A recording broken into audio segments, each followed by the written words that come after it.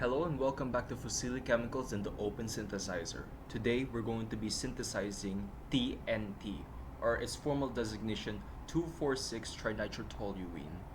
So, a little bit of background on what TNT is. TNT is a chemical, and it's an explosive. So it's an explosive used in artillery shells, ordnance, and other things like that. Now, TNT is not to be confused with dynamite, which was invented by Alfred Nobel, and that used TNT used nitroglycerin as its principal agent for exploding. And I actually made this mistake in the previous recording wherein I thought that TNT was the principal agent of dynamite when in fact it was nitroglycerin. Glycerin, I believe it's in the game. You guys can construct it in Molek-Syntez. But if in case it isn't, I think I'll add that to the list of chemicals we'll make in the future. So, as said here in Google, TNT is an explosive used by the military in artillery shells, grenades, and airborne bombs. So TNT may be found in old artillery shells that wash up or are dredged up on beaches. So industries also use TNT to make dye and photography chemicals. So apart from using TNT in war, TNT is also used in making dyes and photography chemicals, as said by Google. And in fact, that's what Fusili Chemical does. Um, Back then, when our company was founded back in the 1910s, we were actually a defense contractor for the British military and also the U.S. military. And when we constructed TNT using conventional methods, not using the Molek-Syntez machine, which is a latest invention. So it's a much modern invention, the Molek-Syntez machine.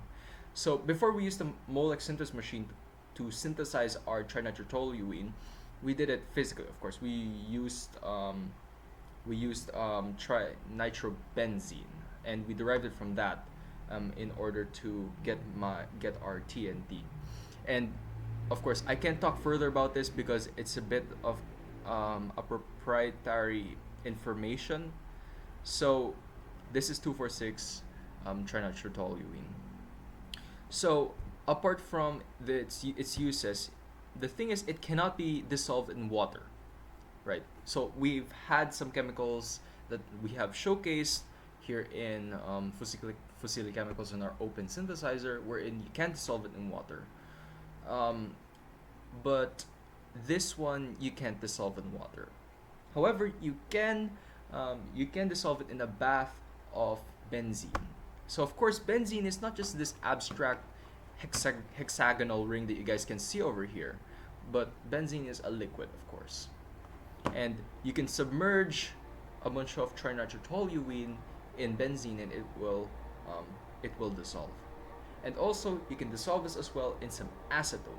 Of course, acetone, if you guys don't know what acetone is yet, it's a common chemical that's mostly used for nail polish removers, stuff like that. So, anyway, getting to the actual structure of the molecule, this is one molecule of trinitrotoluene, or 2,4,6 trinitro. 2,4,6. I keep getting this wrong.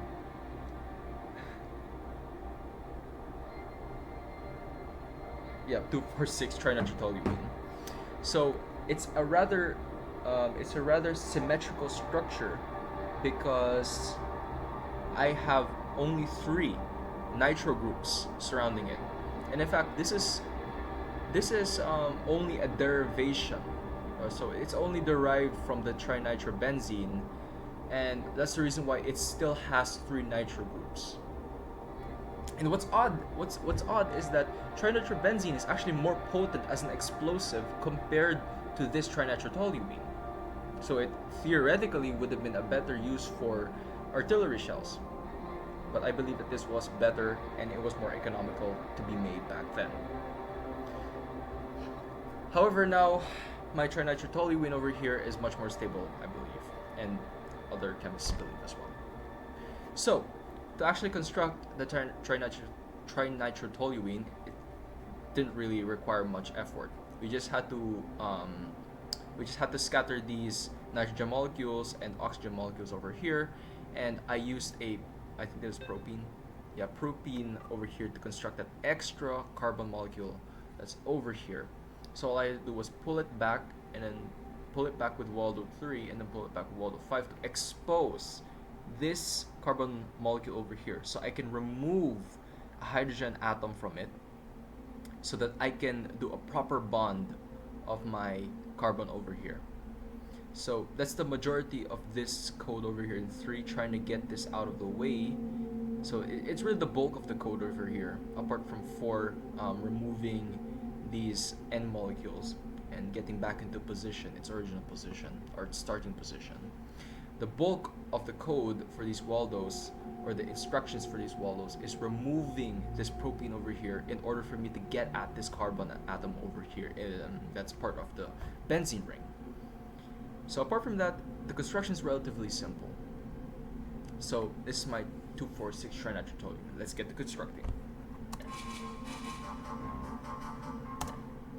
So this is it.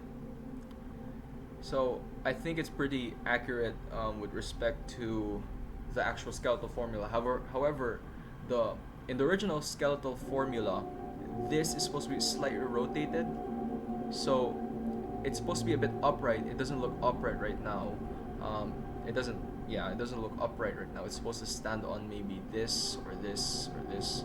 Well, mostly, when you guys search up trinitrotoluene, you guys will see that it stands on this nitro group over here that's attached to the benzene ring, wherein this extra carbon molecule is sticking up, and it sort of looks like its head.